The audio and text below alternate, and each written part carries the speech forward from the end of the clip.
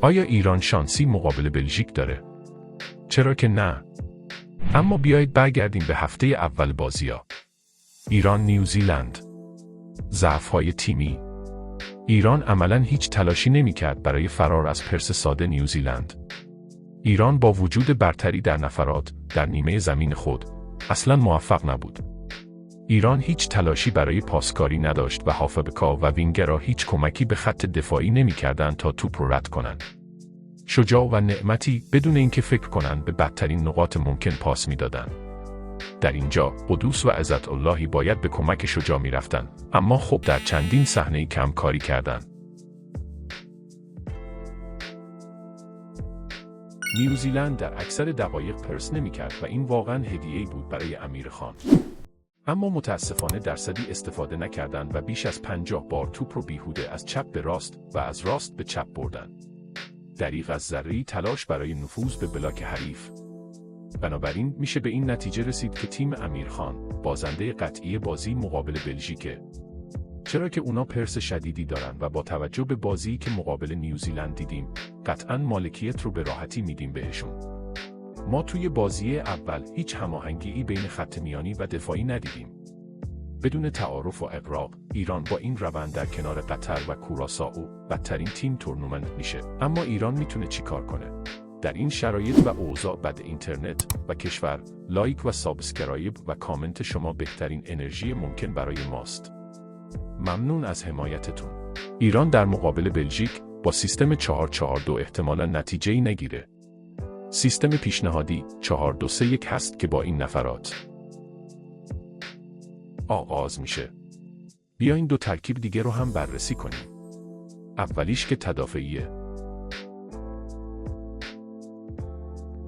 دومیش که تهاجمیه.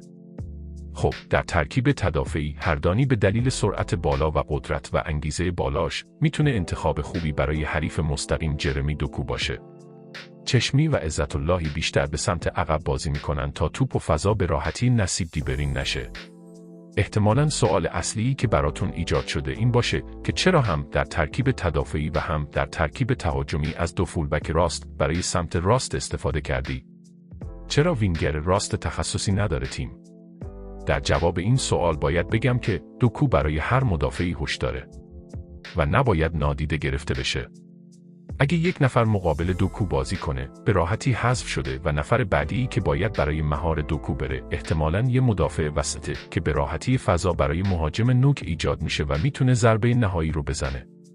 بنابراین رامین و هردانی یا یوسفی، دو نفرشون باید پا به پای دوکو برن عقب و به سمت اود بکشن دوکو رو. از طرفی قدوس و عزت اللهی یا محبی نزدیکترین یارهای دوکو رو مارک کنن. اینجوری موقعیتشون خنثی میشه.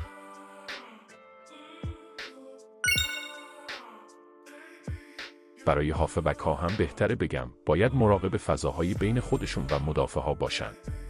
چرا که دیبروین تخصصش حرکت و پاس بین فضای خالی هافبک‌ها و مدافعینه.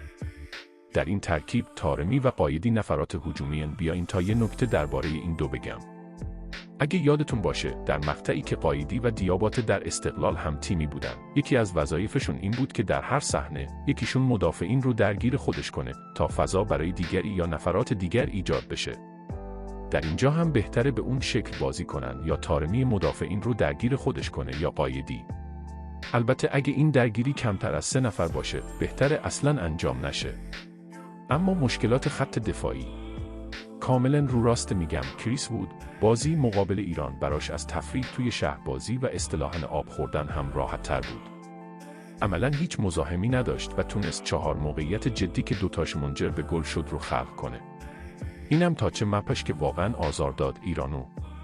نعمتی و شجاع یک بار هم نتونستن مشکلی برای کریس وود ایجاد کنن. نتیجه بازی چی میشه؟ اگه امیرخان برنامه رو عوض نکنه و با همین سبک بخوان بازی کنن، خاطرات بازی مقابل انگلیس زنده میشه. اما از اونجایی که بلژیک در خط دفاعی ضعف داره، با ضد حمله و فشار میشه حداقلش مساوی رو گرفت از بلژیک. هرچند خیلی بلند پروازان است. به نظر من مشکل اصلی تیم ملی ایران اینه که از همین الان دنبال مقصرن. یادتون باشه برنده ها هیچ وقت دنبال مقصر نمیگردن.